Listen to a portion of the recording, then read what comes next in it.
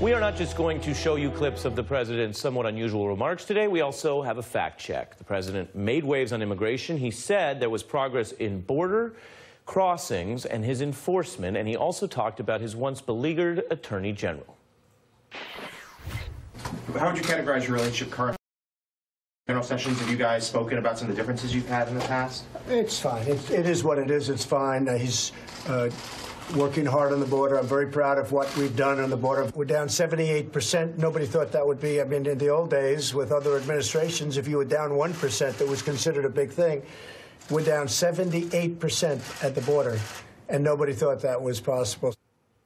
Not exactly. Like a lot of things the president said today, the border comments were newsworthy. We're reporting on them, but they also left a lot of confusion. Now, to be fair, it is not exactly clear what he meant by 78%, if he was referring to border crossings or apprehensions, but I'm going to show you exactly what we know. Just this week, the Justice Department said they have these new numbers on deportation and that removal orders are up nearly 30% under Trump.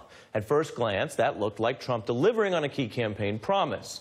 But we've got the full story for you, and it hinges on that word, orders. At the beat here, we got the latest numbers from the government today, and it shows something interesting in the results, that actually, separate from those orders, actual deportations are down under Donald Trump right now. That's right. They are down compared to the same period last year under President Obama, over 86,000 removals so far under Trump, compared to, in this comparable period, about 104,000 under Obama, or a drop of nearly 17% by ICE, which does show there's a big difference between talking about doing something in the abstract and actually getting it done.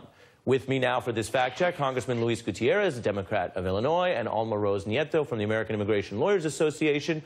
Congressman, when you look at this part of the story, are you happy that deportations are down, or do you dispute looking at it this way? Yeah, I have to disagree just somewhat. Look, my experience is that the deportation apparatus is working more vigorously and just in a meaner place today than it was at the end of the Barack Obama administration. Look, clearly, there are fewer people. So when you look at deportations, you have interior deportations. That is someone living in the city of Chicago, LA, New York, which is apprehended at their work or at their job and deported back to their country of origin. But also included in deportation, especially under Barack Obama, were a huge percentage of his deportations were people caught at the border, which I call expedited removal. Clearly, there are fewer people attempting to cross that border, and therefore you have fewer deportations of that nature. So Congressman, let me go back to you on that. Should I understand you to be saying then that you object to the fundamental approach both administrations took, or you actually think the Trump approach is meaner for the reasons you just stated? Here, I'm going to give you an example of why it's meaner and different and much more vicious. So we have Francisca Lino. Francisca Lino has 6 American citizen children, an American citizen husband. She has reported dutifully for 14 years. She does have an order of removal, of deportation from the United States, but it's been held in abeyance for 14 years. Why? Because prosecutorial discretion under both Bush and Obama didn't see the reason to deport her until the Congress can figure out a way to fix her situation. She has been told that on August 23rd, she must leave the United States of America. And guess what? She might not be counted in the deportation numbers because they're not deporting her in her classical sense. They're told her, bring an airplane ticket back to your country of origin, right, and pay for it yourself and leave. And like her, we find thousands upon thousands of people. Right. So the stories permeate throughout the countries of people who have for a decade reported and have a deportation order, but now they're executing those deportation orders. Let me bring in Alma on the point you're raising, Congressman. Alma, the congressman pointing out that the numbers give a snapshot, and then there's the human side. There's individuals whose whole lives may be uprooted despite their attempt to cooperate, and they're not even caught, as he explains in the numbers. Your view?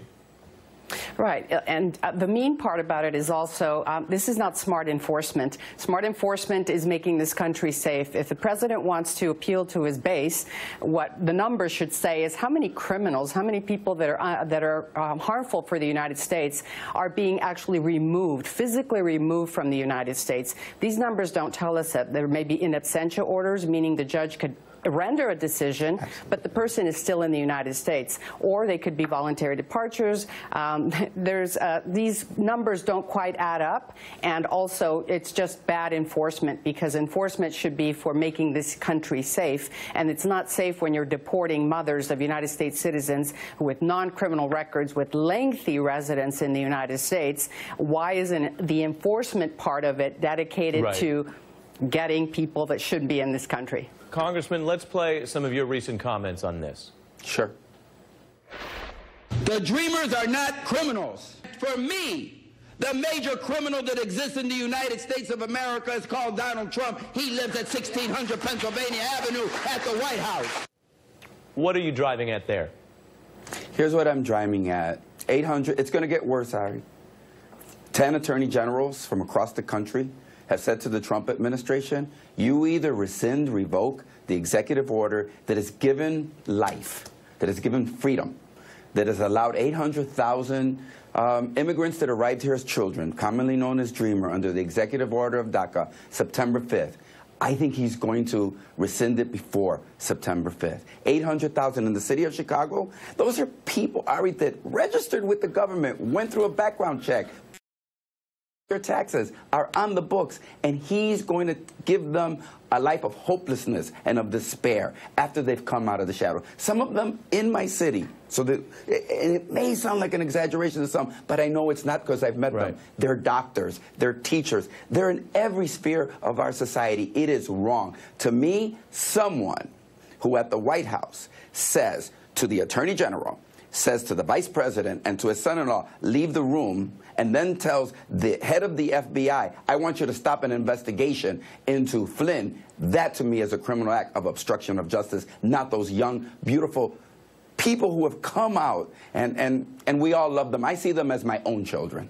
Congressman Luis Gutierrez, always passionate and articulate on these issues. I appreciate it. Alma Rosa Nieto, I'm sorry we didn't have as much time. There's been a lot of breaking news. That seems to be the case. Thank you both. I appreciate it. Thank you.